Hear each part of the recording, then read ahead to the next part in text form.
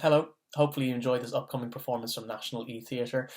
If you do, well, all of the artists taking part in this project, writers, directors, and actors, are self employed and currently unemployed thanks to the coronavirus outbreak here in the UK.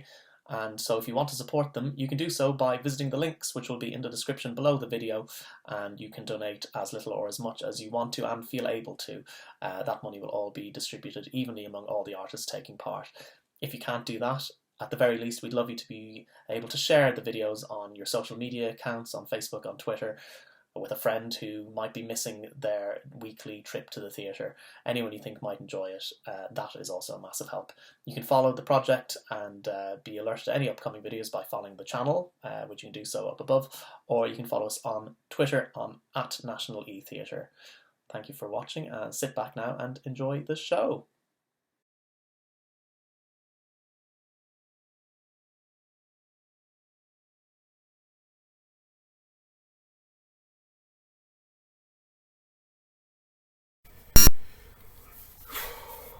Okay.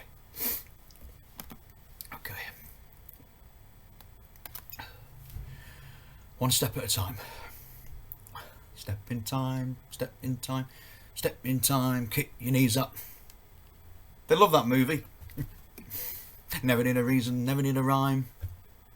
I don't know who to blame. P.L. Travers, Disney, or World Book Day. Early each day, the steps of St. Paul's, the little old bird woman comes, in her own special way to the people she calls. Dee-dee-dee.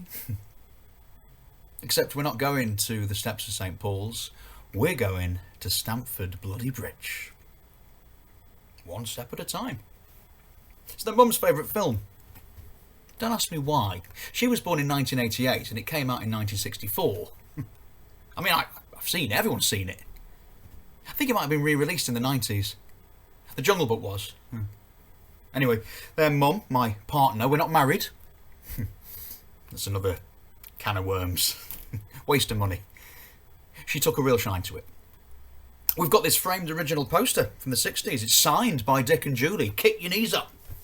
I say we've got it. It's in the dining room. It's not mine. It's hers. Let's just say that they were conditioned to love Mary Poppins from a young age. A very young age. They're only 7 now, for God's sake. And we've been very good at not conditioning them in general. That's not being easy. They're brothers either. They're the middle. They're not the problem child. Never had that experience with ours. But it is interesting. I remember when I was growing up, I've also got 2 brothers, everyone used to say to my mum, you know, statistically, one of them will be gay. 1 in 3. That was a thing at the time. Didn't happen in my family though. All hetero in the end. The youngest had a bit of a wobble, my dad called it. No. We've always, with all of ours from birth, done everything we can to raise them in a genderless way. Is that the right way to say it? Probably not. My partner would be rolling her eyes. I know what I mean though. It's toxic, isn't it? The way that we prepare our children for gender roles. Pink dresses and blue hoodies. And that's just for newborns. I think that that's pretty ludicrous. So yeah, we didn't do that. They all wore a lot of green from birth. Chelsea goal kits are nearly always green, so we've got a lot of those. Funny, both their brothers prefer playing in goal. They don't. They don't particularly enjoy coming with me to the football at all. No, that's not fair. They enjoy different things about it. Actually, that really isn't fair, because last time they told me that it was one of the best days ever. They love the crowds. And when everyone sings, I wouldn't call it singing, it's more like dogs whining, like in Lady and the Tramp in the Dog Pound. The last time Ollie came, they spent the entire game facing the exact opposite direction to everyone else, watching the crowd, their reaction, watching hundreds, thousands of heads shout and sing and chant and roar. I did catch them at it, and it was gorgeous to watch. their expression. But I have to admit, I was pretty sidetracked by the game. We lost the cup, Man United. Ollie loved it. Sang the bloody Solskjaer song all the way home, the tune to Waterfall by the Stone Roses, which, to be fair, it's a good football song. It's one of the best of the new ones. Ollie's at the wheel. So how good does it feel? We got Sanchez, Paul Pogba and Fred, Marcus Rashford, a Mank, born and bred. Da, da, da, da, da, da, da, da. See? It's catchy. I think Ollie liked it because it's got their name in it. Well, close enough.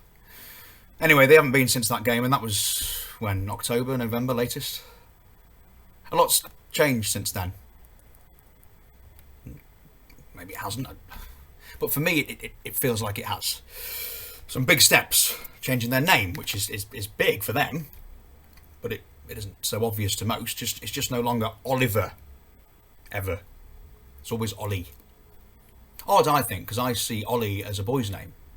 Because it is. But apparently Ollie has read lots of books where the main character is not a boy Ollie. So there we are. It's quite clever, actually, because insisting on Ollie doesn't lead to any questions about... I've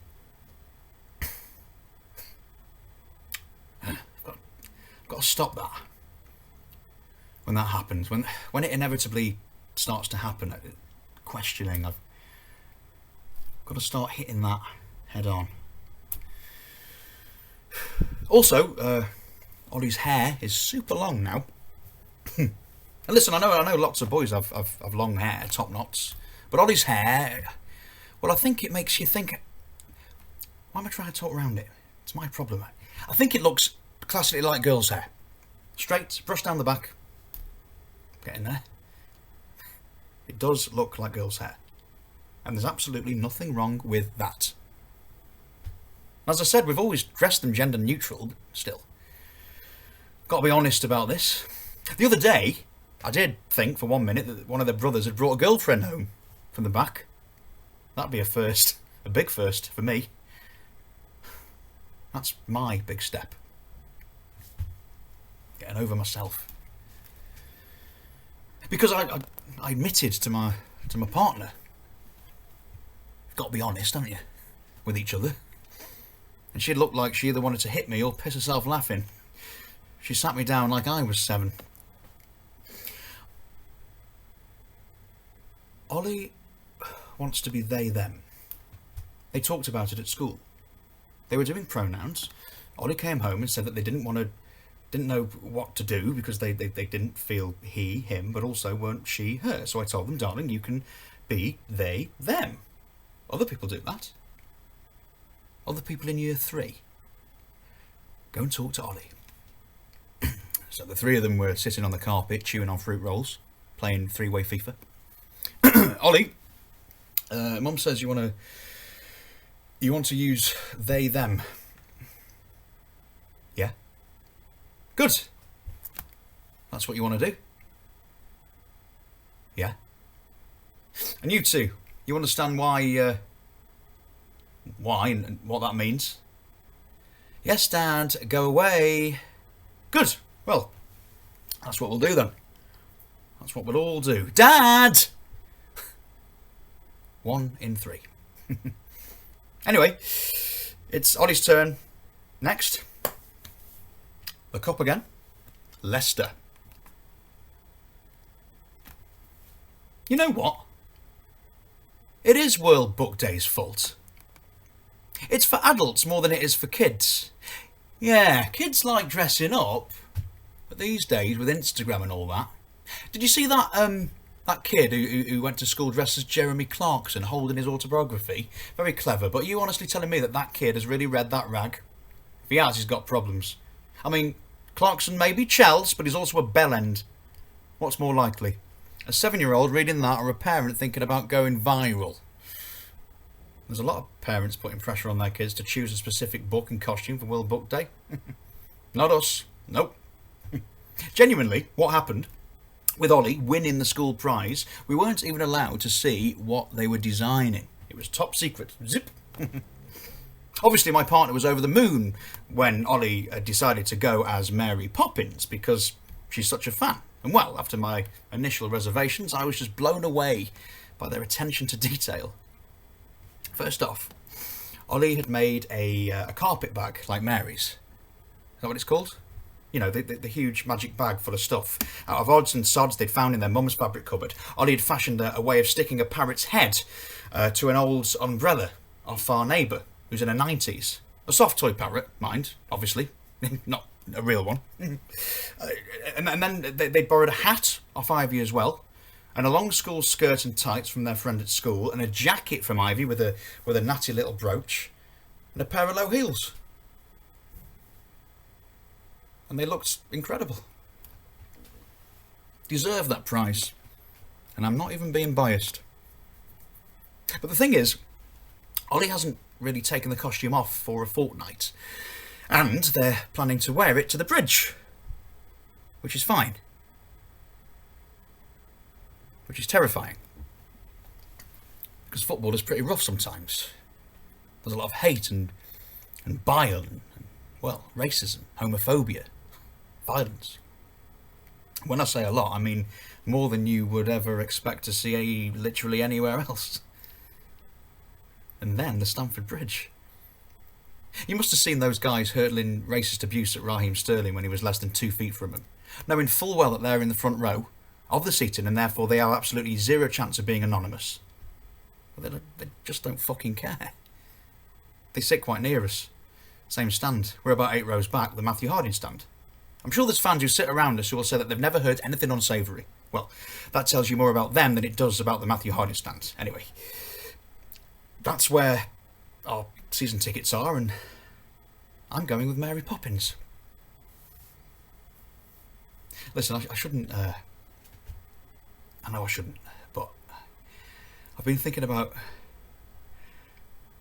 every single possible thing that could go wrong. And they all revolve around other people.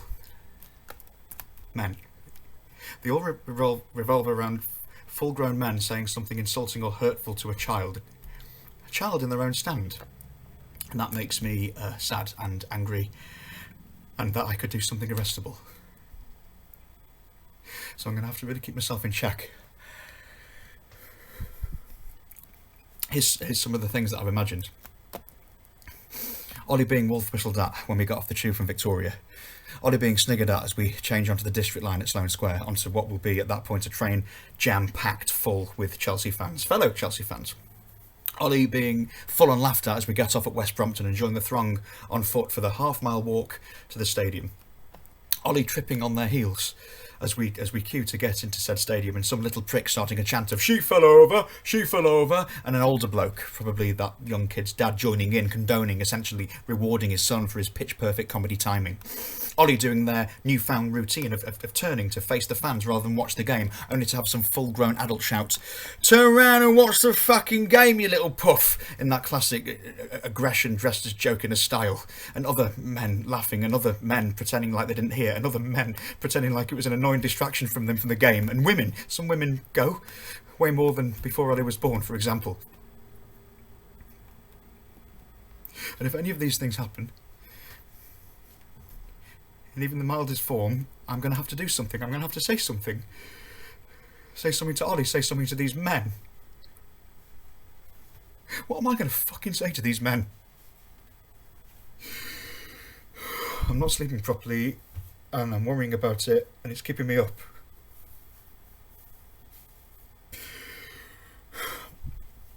And then last night, honestly, I'm welling up thinking about it. It was one of those dreams when you're just there, and the sights, the smells, the dimensions. I could smell the cheap burgers and the fried onions that I won't even let the boys have. The kids. It was me and Ollie, and they're in their full Poppins kit, the bag, everything, but all the way on the journey to the game, people are absolutely gorgeous. The ticket hall personnel at Victoria wave and smile. fans on the tube speak to Ollie, ask their name, say how much that they love the costume. And there's 50-something-year-old blokes, not even with kids.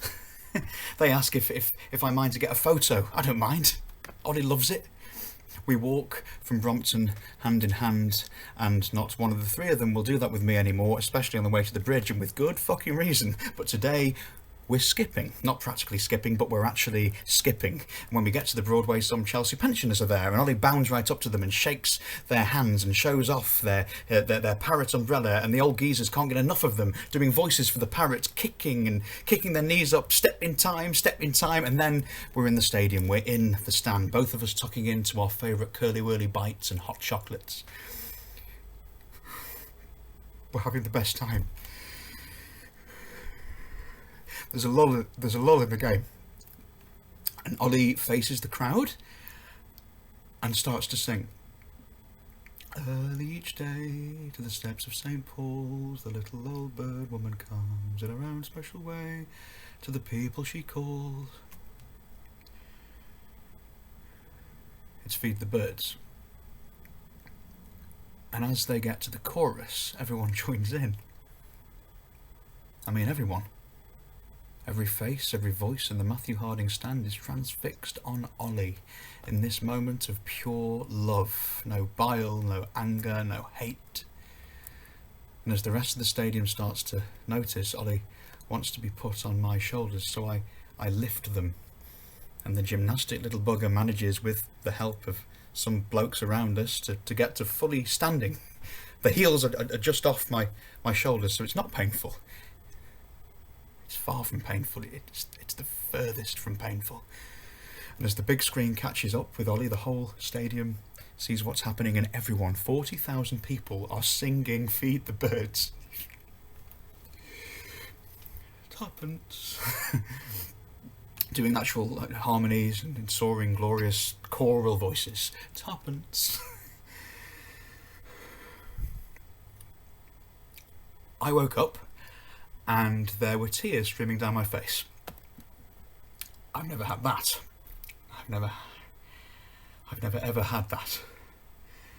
It's morning, and Ollie was standing at the door, and my partner was so confused by what she woke up to, she told me later.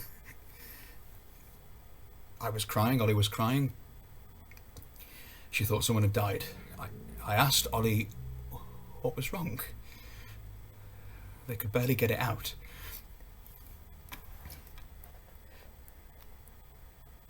The game has been called off. All the games have. Ollie, I promise you, when football comes back, you'll go first game. And you can still wear your Mary costume. And I broke down, like heaving sobs, and I tried to get out of bed to hug Ollie, but I was in such a state, I scared them away. I heard them galloping downstairs as I snivelled into the carpet, and then the pulse of the Xbox being turned on. My partner came over to get me up. Don't you think this is a bit of an overreaction to football being cancelled? I didn't know what to tell her. But on the Xbox I wasn't hearing FIFA loading up. It was a Disney theme, followed by the opening score of... I was down the stairs like a shot, practically kicking my knees up.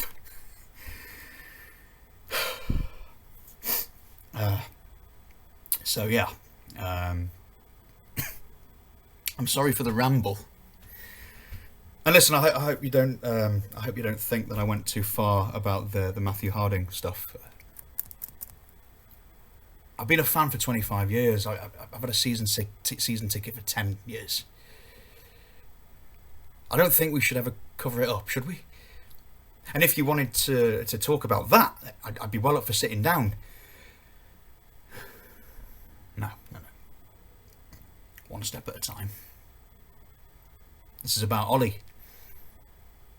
When I saw on Twitter your call out for a ball boy or girl for the first game back, I thought it was a nice touch. I was proud of the club, giving families something to look forward to. And then I thought, ball boy or ball girl? I wanted to ask, which I've done in a very roundabout way with singing. I know. Look, I just think it'd mean a lot to Ollie. To me, to us. If it could be them. Who knows? Maybe as Mary Poppins. But really, that's up to them. Everything should be. Shouldn't it?